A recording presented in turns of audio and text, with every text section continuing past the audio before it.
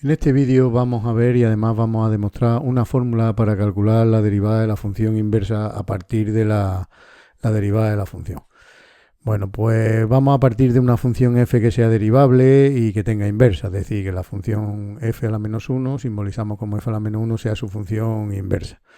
Bueno, pues podemos afirmar entonces, ahora luego insistimos, lo vamos a demostrar, podemos afirmar entonces que siempre que la derivada de la función f evaluada en la inversa de la función f sea distinta de 0, para esos puntos, se tiene que, lo que queremos calcular, que la derivada de la función inversa no es más que un cociente donde aparece 1 partido la derivada de la función f evaluada en la función inversa de f. Por eso es necesario que este denominador pues valga distinto de 0. Bueno, vamos a demostrarlo. La demostración es muy sencilla y muy intuitiva. Partimos de la definición de función inversa. Sabemos que una función con posición de su función inversa es la función identidad, por tanto esa función no es más que la función x. Bueno, a partir de ahí aplicamos la definición de composición de funciones. F compuesta con la inversa de f aplicado a x no es más que f evaluado en la inversa de f aplicado a x.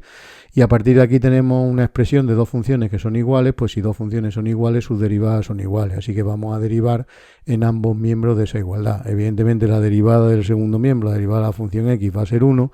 Y aquí vamos a aplicar pues la regla de la cadena, porque lo que tenemos es una función evaluada en otra función. Bueno, pues sabemos que la derivada por la regla de la cadena, la derivada de esta expresión es la derivada de la función f evaluada en el mismo sitio por la derivada de ese sitio. Es decir, que esto será la derivada de la función f evaluada en la inversa de la función f por la derivada de lo de dentro, es decir, la derivada de la inversa de la función f. Observemos que precisamente esto es lo que queríamos calcular, queríamos una fórmula para calcular esto, pues solo hay que despejarlo, es decir, esta expresión que está multiplicando va a pasar dividiendo, por eso era necesario que esa expresión no valiese 0 y por lo tanto la fórmula que habíamos afirmado, pues ya la acabamos de demostrar.